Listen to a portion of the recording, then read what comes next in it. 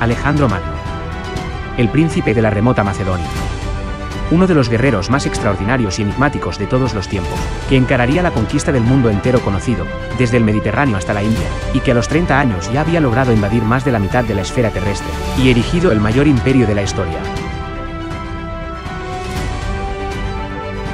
Un hombre que se consideraba a sí mismo un dios, y que en su corta vida, caminó sobre una fina línea, entre el genio y la locura. Que tuvo una influencia en la historia, que pocas personas lograron, y que cambió el mundo antiguo para siempre. Acompáñanos a explorar en este capítulo, la asombrosa historia completa, de un hombre que en su corta vida de 32 años, logró una inmortalidad histórica, que hace que hoy, más de 2000 años después, sigamos hablando de él. El gran conquistador. Alejandro Magno.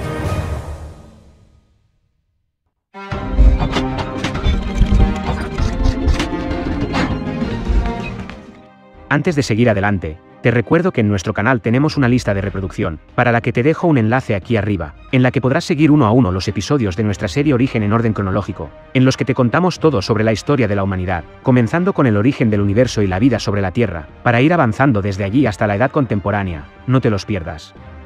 Y no olvides por favor suscribirte al canal, dejarnos un like, y compartir el contenido, para que de esta forma nos ayudes a lograr que nuestro trabajo pueda llegar a mucha más gente. Gracias.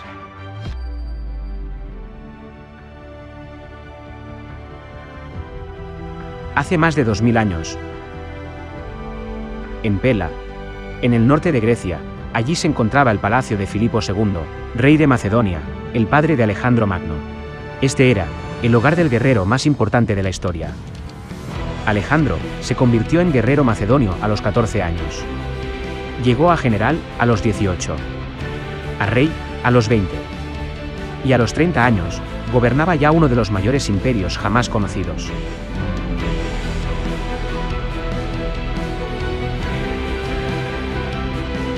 Conquistó, a lo largo de 12 años, 40.000 kilómetros, que cubrían los territorios de lo que ahora es Grecia, Turquía, Líbano, Egipto, Irán, Irak, Afganistán y Pakistán.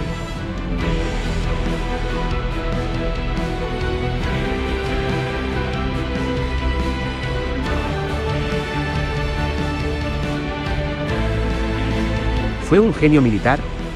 ¿O un tirano sediento de sangre? Alejandro fue ambas cosas y tal vez ninguna de ellas.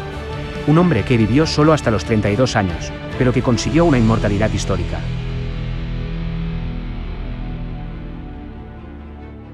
En Macedonia, al norte de Grecia, en el 356 a.C., nacería Alejandro, hijo del rey Filipo II.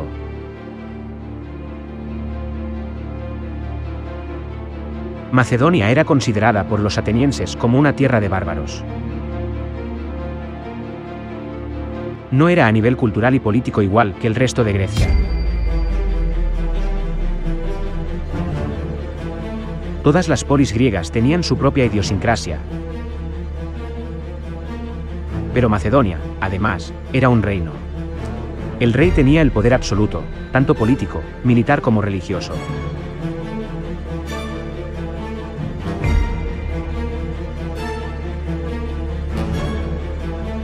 Tenían valores arcaicos a ojos del resto de Grecia.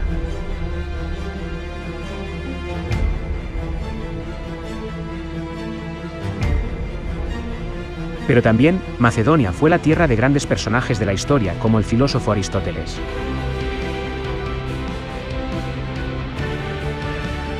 Macedonia también era una tierra de muchas riquezas.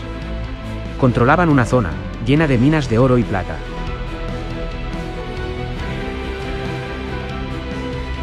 Filipo II fue el rey que convirtió un empobrecido reino, despreciado por Atenas y Esparta, en la gran potencia hegemónica de toda Grecia.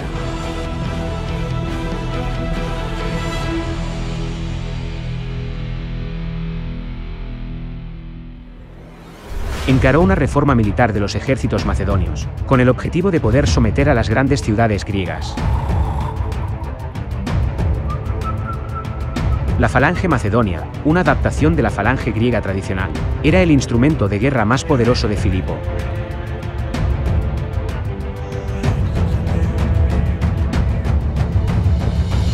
Con miles de lanzas de 5 metros de longitud, el ejército macedonio era una máquina de guerra en movimiento, prácticamente imparable.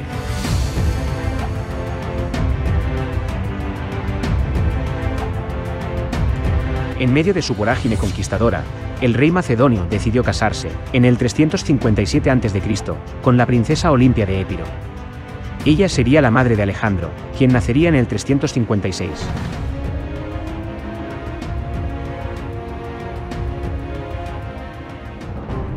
Alejandro llevó una vida de príncipe, pero su ambición y curiosidad por el mundo era ilimitada.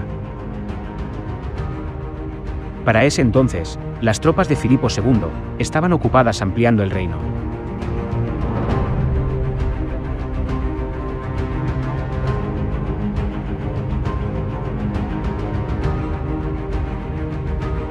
En el 343 a.C., Filipo convocó a Aristóteles para que fuera tutor de su hijo de 13 años.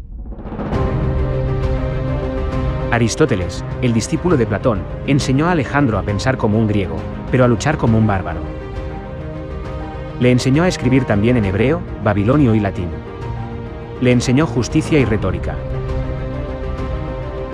Cuando Alejandro era joven, fue enseñado a luchar y montar por Leónidas de Épiro, un pariente de su madre Olimpia.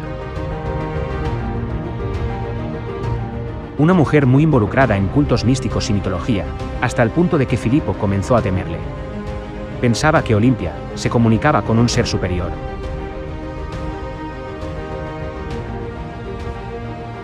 El interés principal de Olimpia a lo largo de su vida fue ver a Alejandro en el trono.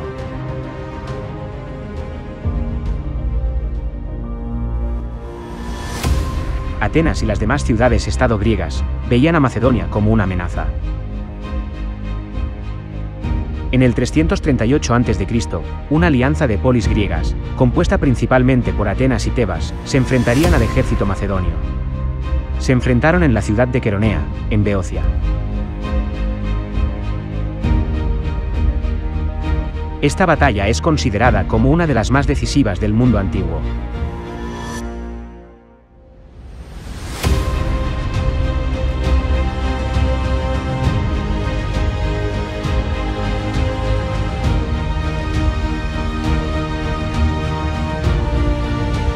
Los ejércitos de Atenas y Tebas fueron aniquilados y no pudieron continuar su resistencia.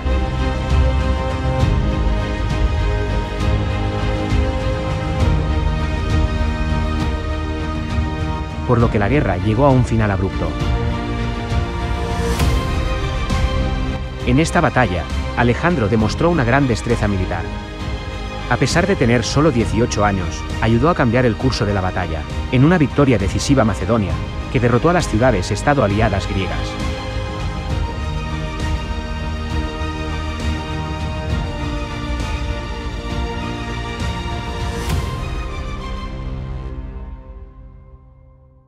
Luego de la guerra, Filipo convocó a todos los delegados de las ciudades-estado a Corinto. Formaron una alianza, que prohibía a los griegos luchar entre sí, y allí también acordarían atacar Persia, juntos.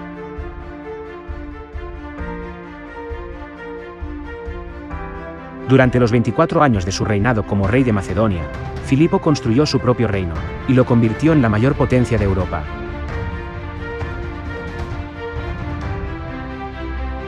Por primera vez, toda la Grecia continental estaba gobernada por un solo hombre. Filipo también proyectó el derrocamiento del imperio persa, desembarcó fuerzas en Asia, y estaba en el acto de liberar a las comunidades helénicas, cuando fue interrumpido por el destino.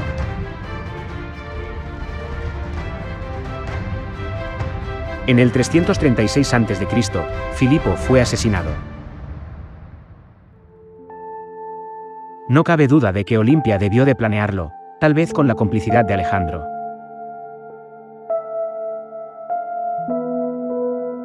Su hijo Alejandro asumió el trono, como Alejandro III, legando además un establecimiento militar de gran tamaño y calidad. Alejandro hizo ejecutar a todo aquel que pudiera disputarle el trono.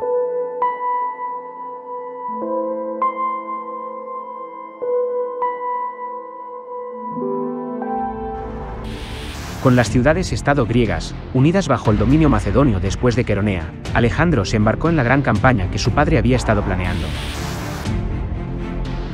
La conquista del poderoso imperio persa.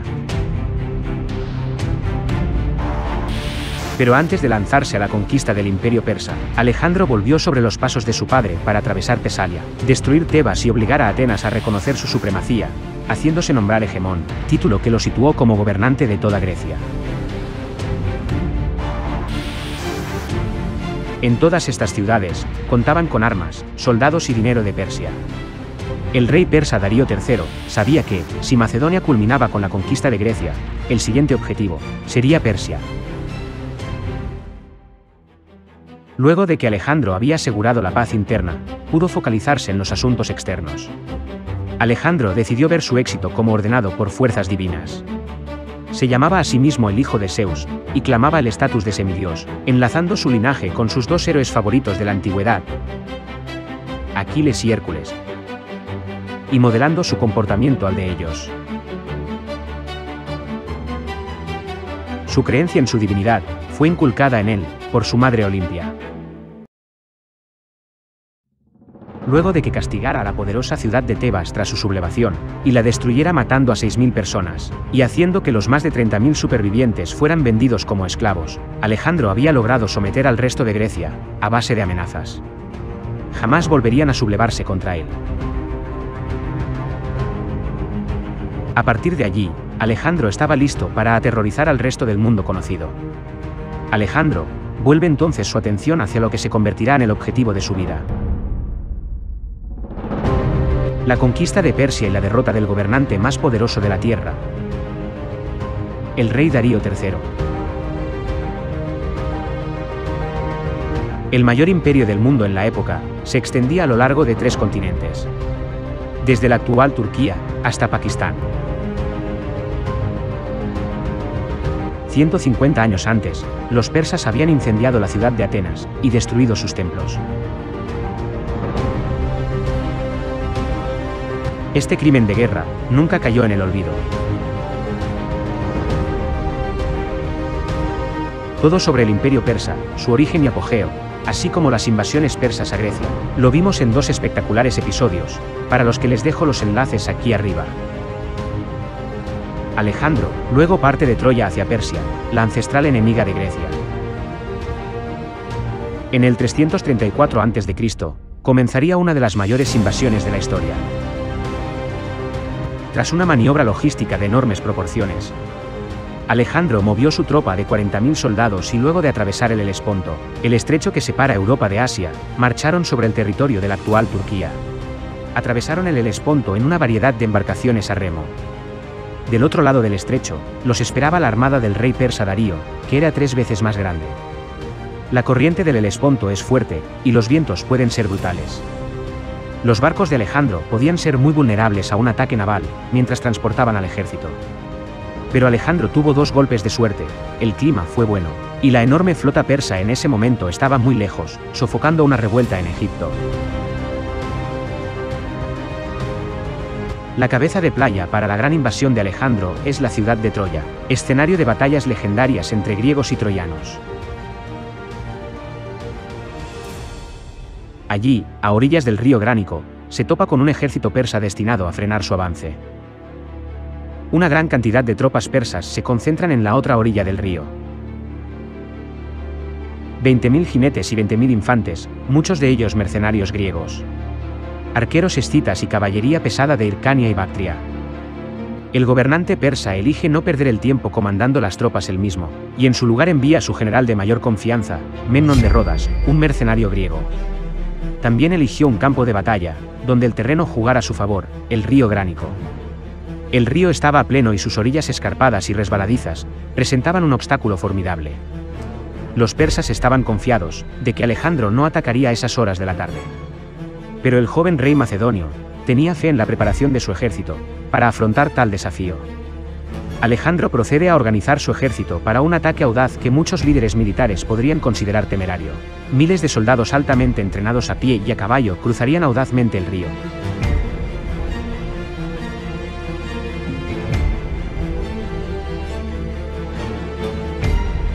Y se encontrarían con los persas. Alejandro lideraba a su caballería para atacar al enemigo por el flanco derecho.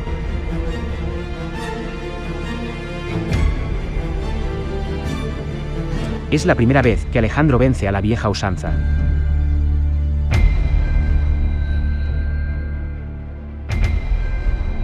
Rodean a 3.000 soldados y los aniquilan. Fue una masacre. 2000 soldados se rinden, pero Alejandro los vende como esclavos. En la batalla, Alejandro pierde menos de 200 tropas.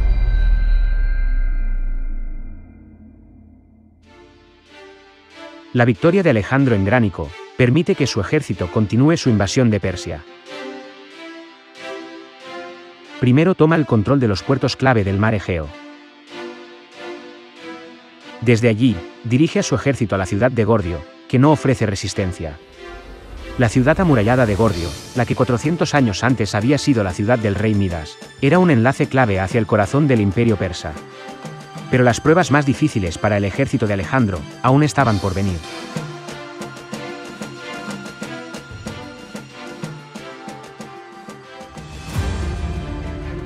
El rey persa Darío III se puso esta vez al frente de un ejército de gran dimensión que se dirigía a la ciudad de Isos. Con un ejército de más de 100.000 hombres, Darío avanzaba hacia Asia Menor, hacia la ciudad de Isos, en un intento por atacar por sorpresa a los griegos, por la retaguardia. Si Darío conseguía alcanzar el Golfo de Isos, podía utilizar el apoyo de la flota persa, que aún operaba en el Mediterráneo, facilitando su suministro, y probablemente desembarcando tropas en su retaguardia.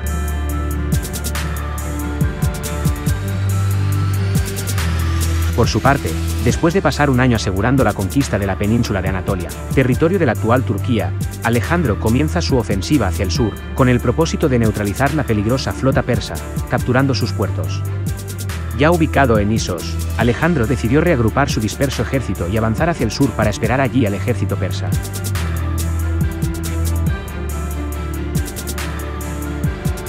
Pero Darío mueve su ejército hacia el norte, llega a Isos y allí asesinan a todos los heridos que Alejandro había dejado atrás en la ciudad.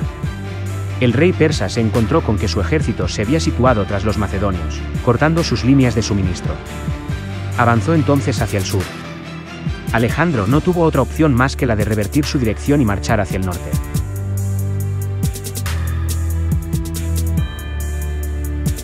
Se hallaba en una situación estratégica muy precaria ya que había sido sorprendido por un enemigo mucho más numeroso. Su posible ruta de retirada había sido cortada, y a su retaguardia tenía la ciudad de Fenicia, que era potencialmente hostil y no se había sometido a la autoridad de Alejandro.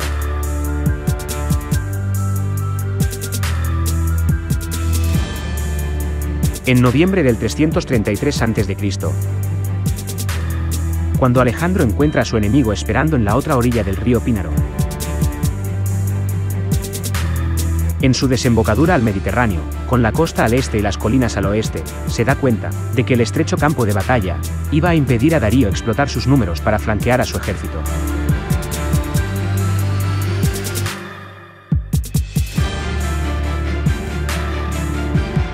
El rey macedonio debía enfrentarse a un ejército persa, de más de 70.000 hombres, que superaba en número a su ejército. Pero este era el tipo de desafío que le gustaba a Alejandro. Alejandro detiene a su ejército varios cientos de metros antes del río.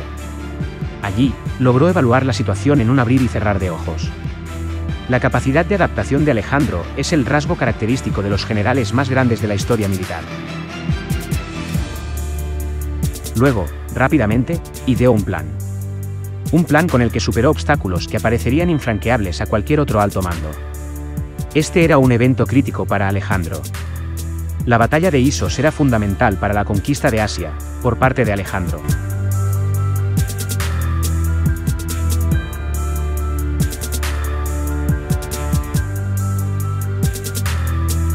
Alejandro se preparaba para hacer lo que mejor sabía, anticipar, reaccionar y adaptarse.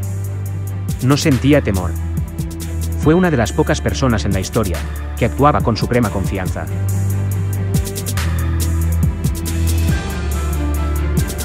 Dio un discurso, enfatizando lo superiores que eran los macedonios en el arte de la guerra, a diferencia del enemigo. Luego, Alejandro realiza su primer movimiento, utilizando una de las armas más poderosas de su arsenal. El arma del miedo.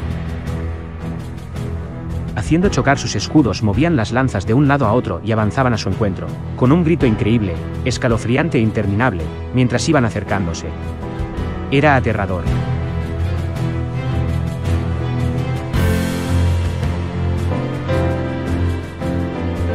La legendaria falange y la infantería macedonias se ven envueltas en el más sangriento de los combates cuerpo a cuerpo.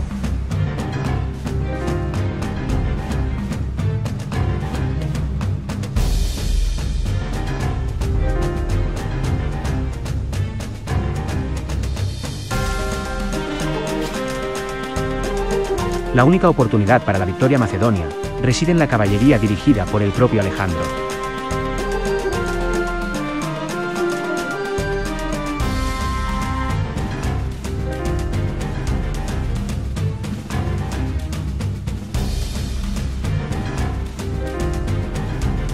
Alejandro cruza el río y sube por la otra orilla. En el caos subsiguiente, el plano izquierdo de los persas se desmorona. Cuando finalmente Alejandro se encuentra cara a cara ante su adversario, primero atraviesa con su lanza al guardaespaldas. Darío, cuando ve que su guardaespaldas real está siendo cortado en pedazos, da la vuelta a su carro y corre para salvar su vida.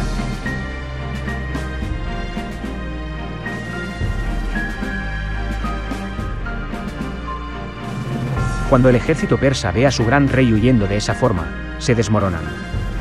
Desde ese mismo instante la batalla estaba ganada.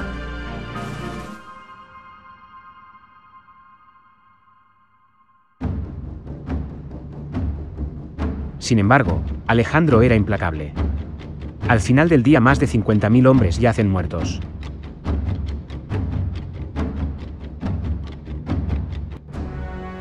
Para Alejandro, la victoria en Isos fue un dramático punto de inflexión. Había derrotado al mayor ejército del mundo, dirigido por el más poderoso gobernante de la época. A partir de allí, Alejandro continúa su conquista de los puertos marítimos de Asia. Fenicia y Chipre quedan fácilmente bajo su control. El rey macedonio estaba convencido de que lo mismo iba a conseguir en Tiro. Pero pese al enorme poder militar de Alejandro, los habitantes de la ciudad que creían encontrarse a salvo en su isla fortificada, se mostraron desafiantes. Confiaban en que el control persa del mar y la debilidad de la flota de Alejandro les permitiría oponerse exitosamente al nuevo conquistador. Y por otro lado, sabían que si Darío, quien se encontraba reuniendo un ejército inmenso en Mesopotamia, resultaba vencedor, castigaría luego severamente a quienes lo hubiesen traicionado. Pero, la actitud de Alejandro con respecto a la resistencia, era someterse o morir. Aparte de ser un insulto a su corona, el desafío de Tiro sería un ejemplo para todos los que se le opusieran. La conquista de una fortaleza tan inexpugnable, mermaría considerablemente la voluntad de resistencia de los territorios por conquistar. Alejandro deseaba controlar Tiro, debido a su ubicación estratégica. Controlar la isla de Tiro significaba controlar su vasto puerto naval. Tiro se encontraba a 700 metros de la costa, con un perímetro amurallado de 4.4 kilómetros de largo y 45 metros de altura.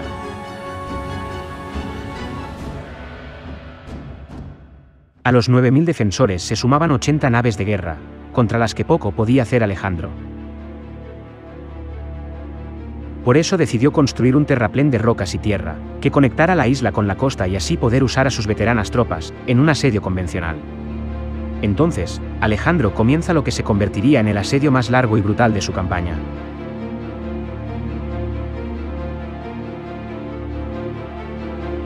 Cuando finalmente caen las murallas, tras 7 cruentos meses, elimina a 7.000 hombres y esclaviza a otros 30.000.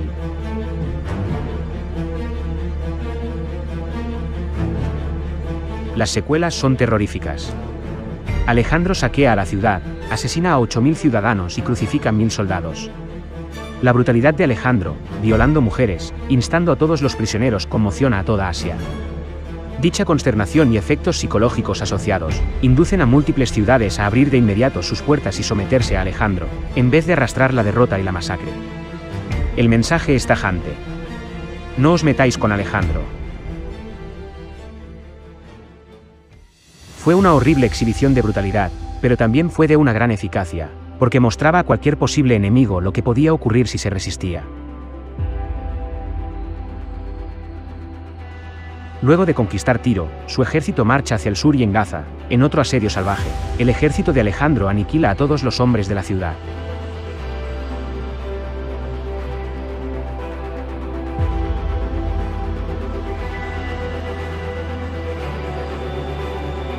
Tras 3 años de contienda, el imperio alejandrino ocupaba 650.000 kilómetros cuadrados. 5 veces el tamaño de la actual Grecia, y Alejandro solamente tenía 23 años. Luego de esta serie de victorias salvajes en su haber, Alejandro estaba listo para tomar Egipto.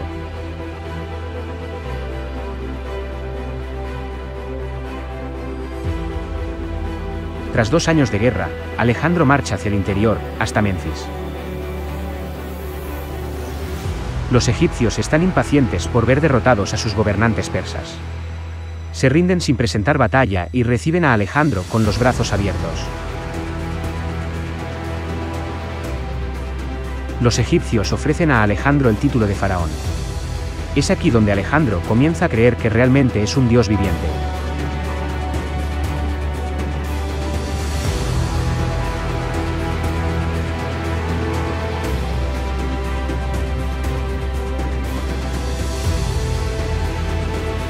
Luego, al norte de Menfis, en el año 332 anterior a nuestra era, Alejandro funda la primera de 30 ciudades que llevaría su nombre: Alejandría.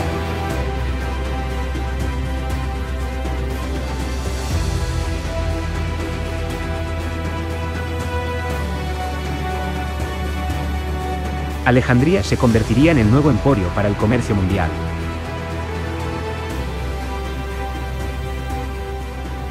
Una piedra angular para el imperio de Alejandro.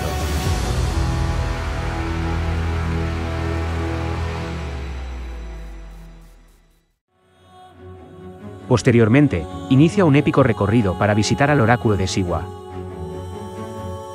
Estaba buscando la prueba de su existencia divina. Alejandro entró al templo solo, mientras sus hombres esperaron afuera. Cuando Alejandro salió del templo, habría afirmado en ese momento que el oráculo le había confirmado que él era el hijo de Zeus. Los egipcios confirmarían la idea de que Alejandro era un dios en la tierra, representando su imagen en los muros de algunos de sus templos más sagrados. Siendo divino, era inmune a las críticas. Estaba en un plano diferente. Pero todo esto no era suficiente para Alejandro, quien ya estaba dispuesto a derrotar, de una vez por todas, a su enemigo secular, Darío III. En el 331 a.C., Alejandro retornó a Tiro, en donde recibe noticias de problemas en Grecia. El rey Agis de Esparta, con apoyo persa, lanzó una revuelta contra Macedonia. Antípatro, el comandante de Alejandro en Grecia, marchó al sur y enfrentó a Agis. Pero, incluso los legendarios espartanos, ya no eran rivales para el poder militar macedonio. El ejército espartano fue aplastado.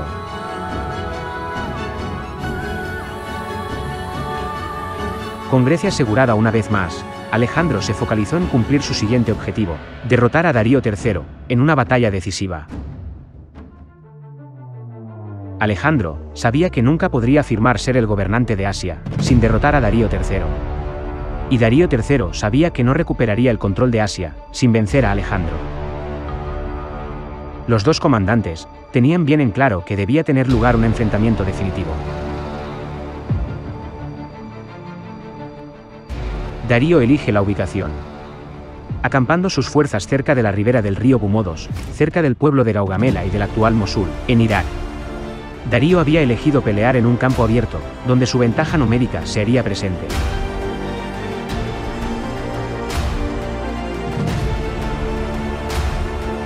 Esta vez los persas triplican en número a las fuerzas de Alejandro. Esta era la última oportunidad de Darío para detener a Alejandro. La armada persa se componía de aproximadamente 80.000 soldados, conformada por hombres de todo el imperio. También había construido 200 carros con guadañas, bien diseñados para asombrar y aterrorizar al enemigo.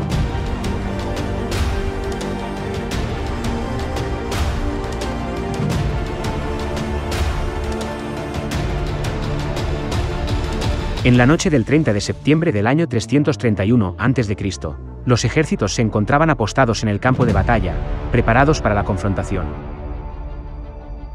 Alejandro se dedicó a efectuar un reconocimiento del terreno y a planificar la batalla, y sabiendo que Darío era el que tenía que defender la posición, ordenó a sus tropas descansar, mientras que Darío, nervioso por temor a un ataque nocturno, ordenó la posición de guardia para sus soldados. Durante la mañana de ese día clave, Alejandro dio a sus tropas la charla de ánimo de sus vidas, diciéndoles con confianza que esta batalla decidiría quién gobernaría el continente de Asia. En el otro lado del campo de batalla el rey persa Darío estaba dando también un discurso, pero su estado de ánimo era más de desesperación que de confianza. Lenta pero metódicamente la falange de Alejandro avanzaba en formación. La batalla inició cuando Alejandro dirigió su ala a la derecha, una movida que tomó a los persas por sorpresa. El repentino y feroz ataque de Alejandro causó pánico entre las líneas persas. El centro del ejército se quebró y huyó, con el rey Darío en persona, guiando la desordenada retirada.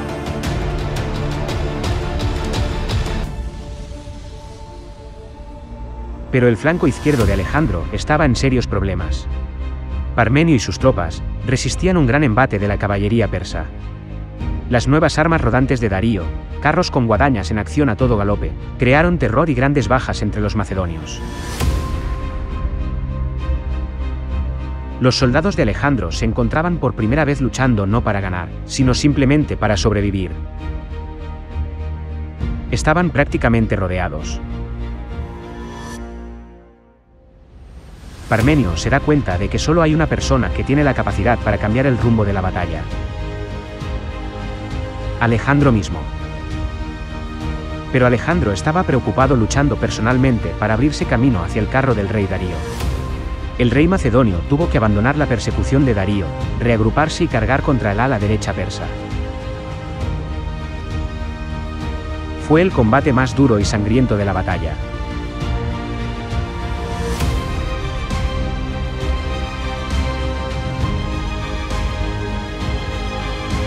Alejandro aprovecha la oportunidad y avanza para atacar a Darío.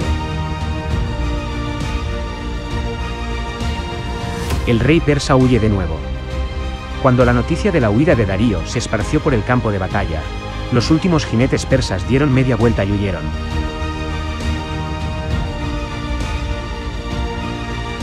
La batalla de Gaugamela fue una completa y gran victoria para Alejandro. Solo perdió unos cientos de hombres, mientras que los persas perdieron miles.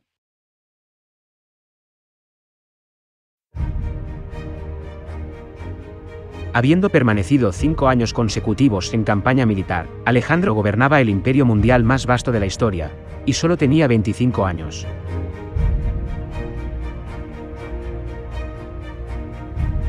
Alejandro había derrotado al gran ejército de Darío, y ahora se dirigía camino a Babilonia, la capital del imperio.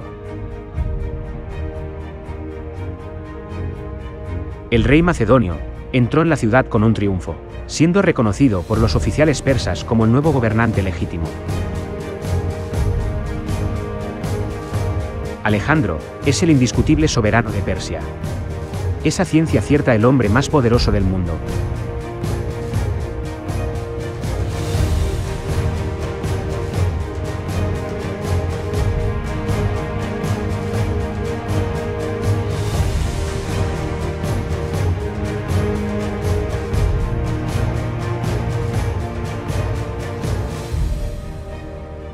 Pero el poder se le había subido a la cabeza y terminaría pagando por su arrogancia. En el año 330 a.C., Alejandro alcanzó Persépolis, la capital ceremonial del imperio.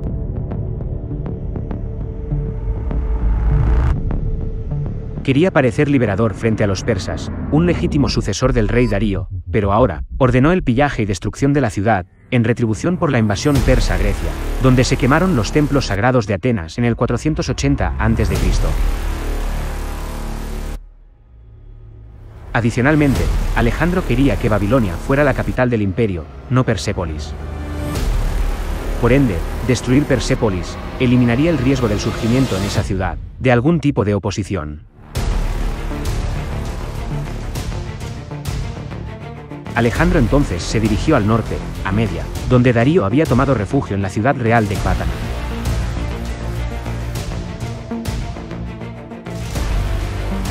Alejandro estaba decidido a capturar a Darío.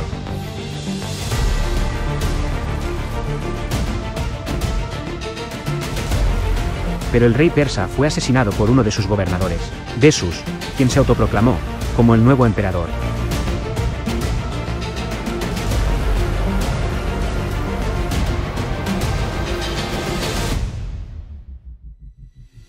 En el año 329, Alejandro siguió avanzando hacia Afganistán para conquistar el extremo oriental del imperio persa.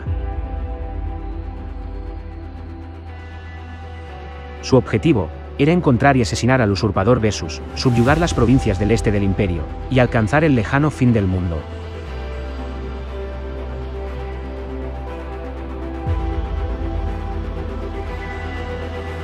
Lo cierto es que Alejandro no había recorrido solo esos miles de kilómetros.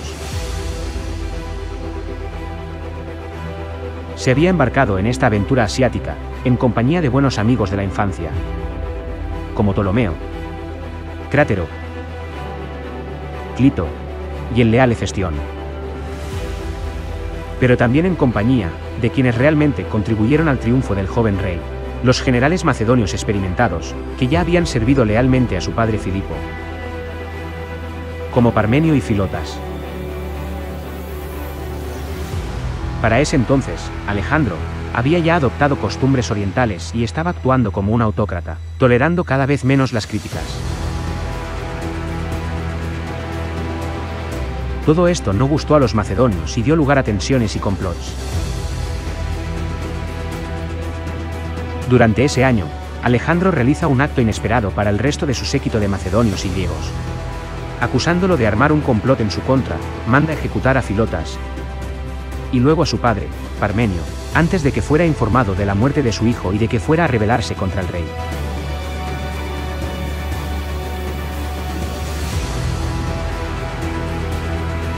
Al año siguiente, en un banquete celebrado en Samarcanda, en el 328 a.C., el propio Alejandro acabó con la vida de Clito, porque éste le reprochó sin reservas su actitud y sus recientes políticas orientalizantes.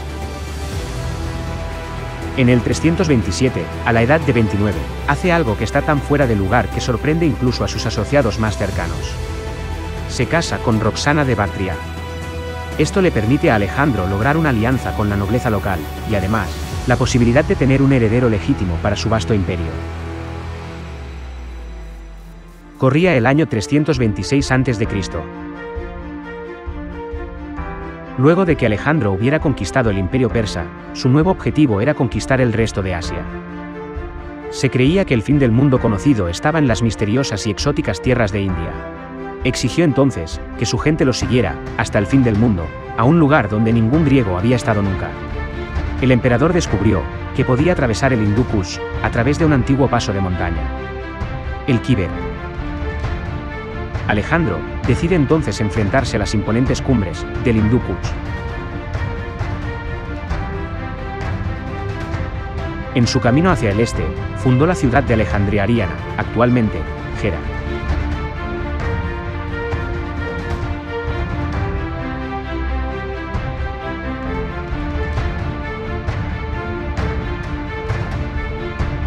Su ejército de 30.000 hombres es sometido a las inclemencias del tiempo, la lluvia, la nieve y las ventiscas, la falta de oxígeno y atravesar lugares donde el paso era tan estrecho que el ejército marchaba en una fila india durante más de 15 kilómetros.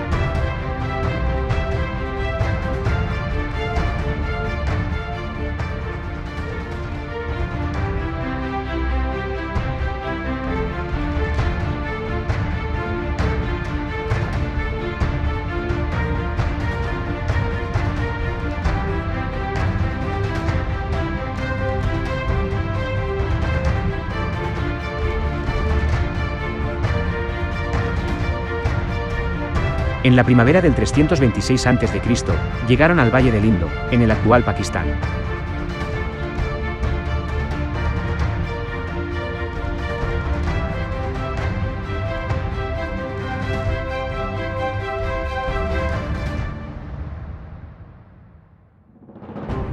el rey indo Poros, que había llegado antes, a la orilla del río Vitasta. Se situó frente al ejército de Alejandro y se preparó para rechazar cualquier intento de cruce.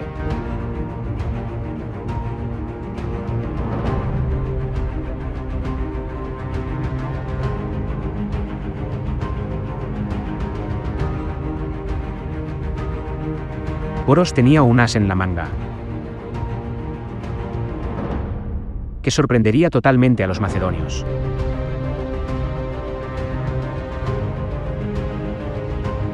Dos centenares de elefantes de guerra, cuya presencia amenazaba con volver inútil la caballería griega, debido al miedo que causaban los paquidermos a sus monturas.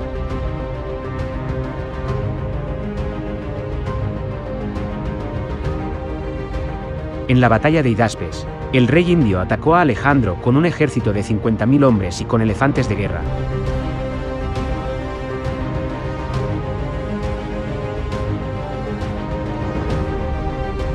Fue una batalla sangrienta y equilibrada durante mucho tiempo.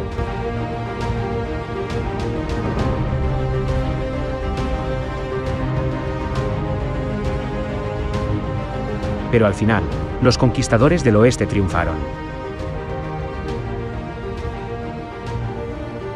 Fue la última gran batalla que pelearon.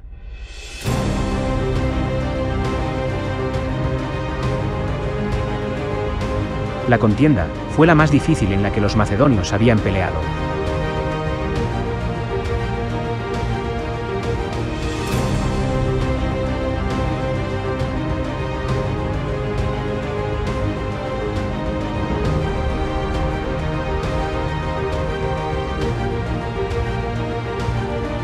La batalla de Hidaspes afectó el coraje de los macedonios e hizo que decidieran no avanzar más hacia la India. Alejandro se sintió abrumado por la decepción y la ira. Pero finalmente, ante la insistencia de sus tropas, cedió y dio órdenes de levantar el campamento. El ejército de Alejandro estaba cansado, hastiado de haber permanecido más de 8 años lejos de sus padres y sus familias, y cada vez más harto del liderazgo dictatorial de Alejandro. Habían llegado a Asia, con el propósito de vengar las injusticias que el rey persa había cometido contra los macedonios. Entonces, ¿qué hacían allí, sino magnificar el imperio de Alejandro sin llevarse nada a cambio? Los hombres de Alejandro se dan cuenta de que él jamás va a detenerse.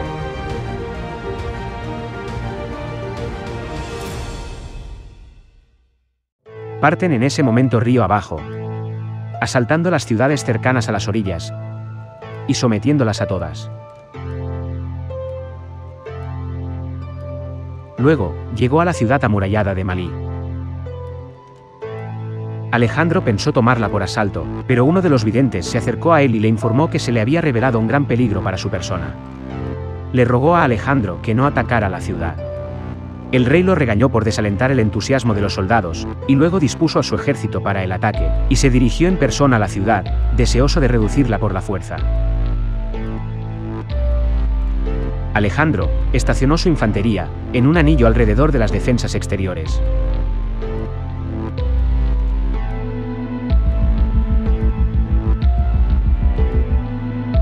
Hizo colocar escaleras para una escalada alrededor del fuerte.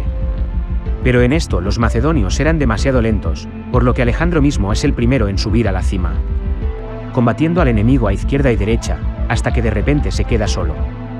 En ese momento, en lugar de saltar hacia abajo, para reunirse con sus hombres, salta hacia adelante dentro de la fortaleza enemiga, donde en el combate cuerpo a cuerpo lucha por su vida. Los macedonios horrorizados corren hacia las murallas, pero solo 3 de ellos logran unirse a Alejandro dentro de la fortaleza. Pero entonces, Alejandro mismo recibe una flecha que penetra su coraza y su pulmón derecho. El ejército de Alejandro finalmente logra escalar las murallas y es testigo de una visión imposible, sobre la que yace su líder invencible en el suelo, en un charco de sangre.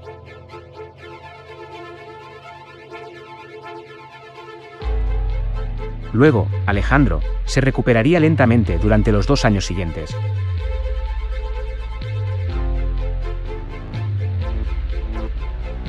A partir de allí, Alejandro y su ejército comienzan su regreso a Grecia.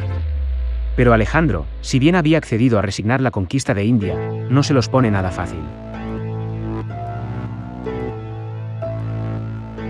En lugar de proseguir una ruta costera, se empecina en ir a oriente cruzando el desierto de Gedrosia, en el actual sur de Irán, uno de los lugares más intimidantes de la tierra por su calor abrasador y sus arenas profundísimas.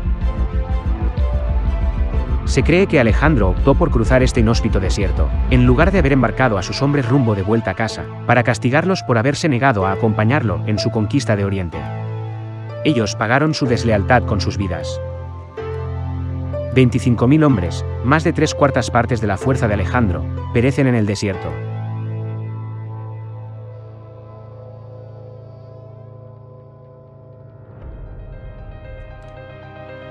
Cuando Alejandro finalmente llegó a Babilonia, había perdido más hombres que en cualquier batalla.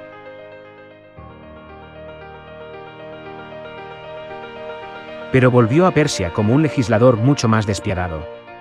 Cuando su íntimo amigo, Hefestión, fallece en el 324 a.C., Alejandro ataca en todas las direcciones, culpando a inocentes por la muerte de su amigo. Alejandro nunca se recuperó de esta muerte. Alejandro descansaba en Babilonia, planeando una posible conquista de Arabia. Luego, en junio del 323, Alejandro contrae una fiebre que dura 12 días.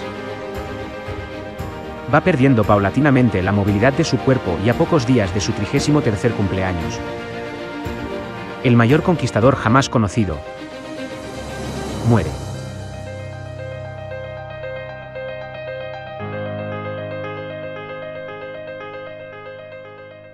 Se cree que podría haber sufrido de malaria o fiebre tifoidea.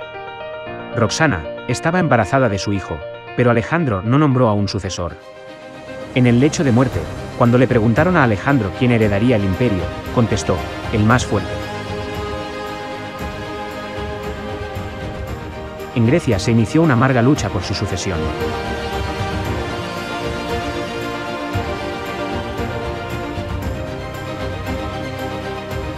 El vasto reino que Alejandro luchó por construir durante un periodo de 12 años, finalmente se dividió entre más de 20 gobernantes. La muerte de Alejandro Magno pone fin a una conquista nunca más igualada por ningún guerrero, en ningún momento de la historia. Durante siglos, el cuerpo de Alejandro descansó en la ciudad de Alejandría. Probablemente era una de las reliquias más sagradas del Imperio Romano. Después de su muerte, Alejandro fue adorado como un dios. Con gran devoción, Julio César fue a rendir homenaje a su héroe muerto. Pero en el siglo IV de nuestra era, algo ocurrió, y la tumba desapareció. Desde entonces, la tumba de Alejandro es uno de los santos griales de la arqueología. Aunque los restos de Alejandro pueden haberse perdido para la historia, su legado perdura. Sus brillantes tácticas de guerra siguen estudiándose en las academias militares. El arte de la guerra solo es una parte del legado de Alejandro. También instauró nuevas rutas comerciales, forjó las bases de las relaciones culturales entre Oriente y Occidente, extendió la cultura griega en 3 continentes, hasta la India, y fue el primer gobernante mundial europeo en la historia. Alejandro conquistó más de la mitad de la esfera terrestre, y erigió el mayor imperio de la historia, aunque su crueldad no conoció límites. En su corta vida, Alejandro caminó sobre una fina línea entre el genio y la locura. Su biógrafo personal se aseguró de que fuera rememorado por sus proezas militares, y es por ello que, más de 2000 años después, sigue siendo conocido como Alejandro Magno.